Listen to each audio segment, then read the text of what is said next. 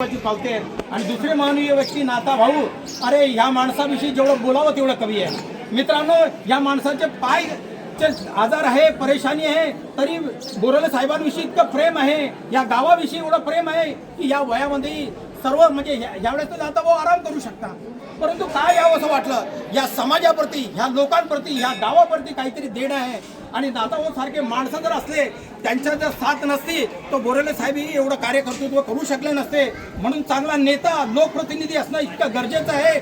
जर तालुक्याला 50 वर्ष पुढे न्यायचं असेल तर अशा नेत्यांची गरज आहे की ज्यांच्या मार्गदर्शनाची गरज आहे, आणि वकील साहेबांसारख्या मार्गदर्शनाची गरज असल्याशिवाय आपण आपला तालुका डेव्हलप होऊ शकत नाही। नेते बरंच येतात, नेते जातात, माणसं येतात, माणसं जातात, स्वतःच्या परिवाराकरता संपत्ती निर्माण करून जातात, परंतु बोराले साहेब तुम्ही असा अखंड काळाच्या विचारावर असे रेग मारलेली आहे की तुम्ही गेल्यानंतरही या गावातले शाळा, विद्यार्थी तुमचं कार्यकर्तृत्वानं पुढे जात राहतील। या गावामधून पुन्हा एखादा वकील, पुन्हा एखादा डॉक्टर, पुन्हा एखादा इंजिनियर होईल, आणि मग तो नेत्यांपेक्षा स्वतःच्या गावाच्या विकासाकरता अशी 5 जरी माणसं प्रत्येक गावात निर्माण झाली जी बोराले साहेबांसारखी असतील तर प्रत्येक गावाचा विकास होईल। आणि मार्गदर्शक जे आहे, कारण प्रशासकीय पातळीवर, लोकप्रतिनिधी पातळीवर बऱ्याच अडचणी येत असतात, शाळा उभी करण्यासाठी ती नाताभाऊंनी केली।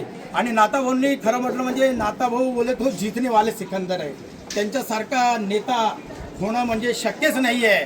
कारण ज्याला शब्द दिला, शब्दाखातर जी जान लावणारी माणसं, दिलदार मनाचा राजा माणूस बोराले साहेबांना त्यांनी शब्द दिला होता, तुम्हाला शाळा देईल, तुमच्या गावाला शाळा देईल, दिली आणि कार्यकर्तृत्वही केलं। मागच्या वेळेस आम्ही आलो होतो, मागे शाळेला कंपाऊंड करता नाताभाऊच्या कार्यक्रमालाही उपस्थित होते, त्या टायमाला आम्ही पण आलो होतो।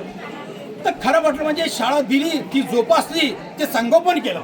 गावकऱ्यांना मी यावेळी हेच विनंती करेल, उपस्थित बांधवांना विनंती करेल की बोराले साहेबांसारखं, नाताभाऊंसारखं काहीतरी कार्य या गावाप्रती, समाजाप्रती, लोकांप्रती करण्याची भावना ठेवा। तुमच्या परिवाराकरता तर जगते कोणीही आहे, परंतु शाळेची भावना जी आहे ती मला खरंच जी महात्मा ज्योतिबा फुलेंचे वाक्य आठवते, आणि तेवढा मी थांबतो की गतिविना मती गेली, मतिविना वित्त गेले, वित्ताविना शूद्र खचले, इतके अनर्थ एका अविद्येने झाले। म्हणून शाळेचं महत्त्व, विद्येचं महत्त्व बोराले साहेबांनी ओळखून हे सगळं कार्यकर्तृत्व केलं। याकरता बोराले साहेबांच्या कार्याला परत 75च्या कार्यक्रमाच्या निमित्त आम्हाला जायचंच आहे नाताभाऊंच्या, त्यांनाही हार्दिक शुभेच्छा देतो। आणि भाऊ खरंच तुमची साथ या तालुक्याला गरजेची आहे। या तालुका जो आहे तो पुन्हा नवनिर्माण करणं आहे, तुमच्या साथीशिवाय तालुक्यामध्ये नवनिर्माण होणार नाही। मी चाहतो की यापुढे बोदवड तालुक्यामध्ये, बोदवड शहरामध्ये CBSE सारख्या शाळा, इंजिनिअरिंग कॉलेज सारख्या स्कूल्स या तुमच्या माध्यमातून, कारण ज्या नेत्याच्या मनामध्ये, आपल्यामध्ये काहीतरी, रक्तामध्ये काहीतरी करण्याची जिद्द आहे ना, तोच माणूस करू शकतो, उधारीवरचा माणूस करू शकत नाही। आणि मी ती अपेक्षा करेल आणि बोराले साहेबांना दीर्घायुष्याच्या हार्दिक शुभेच्छा देतो, नाताभाऊंना दीर्घायुष्याच्या हार्दिक शुभेच्छा देतो।